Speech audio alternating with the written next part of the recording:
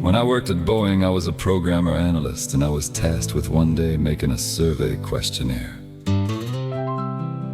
I personally, like a lot of other people, hate questionnaires, but I thought if I write a joke. Back in the 90s, there was no way for a joke, but information was a possibility. So I found this on the internet and I used it. After the question, you could not get to the next page without answering all of the questions: yes, no, or not applicable. I would do more surveys if other people would follow this framework. This info was written back in the 90s when AI did not exist. Neural networks were only an idea. Here is the information. The US standard railroad gauge is 4 feet 8.5 inches.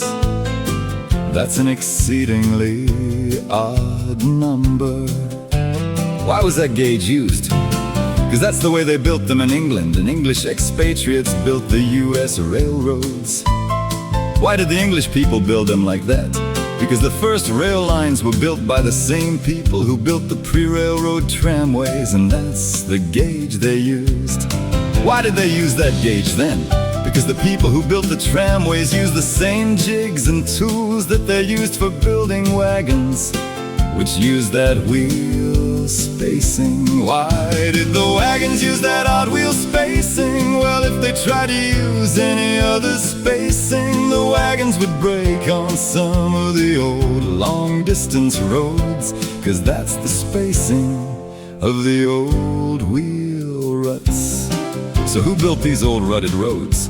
The first long-distance roads in Europe were built by Imperial Rome for the benefit of its legions. The roads have been used ever since, and the ruts.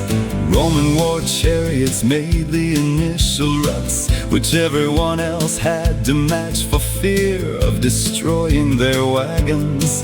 Since the chariots were made for or by Imperial Rome, they were all alike in the matter of wheel spacing. Thus, the standard US railroad gauge of 4 feet 8.5 inches derives from the specification for an Imperial Roman army war chariot.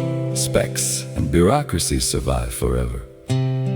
So the next time you are handed a specification and wonder what horse's ass came up with it, you may be exactly right.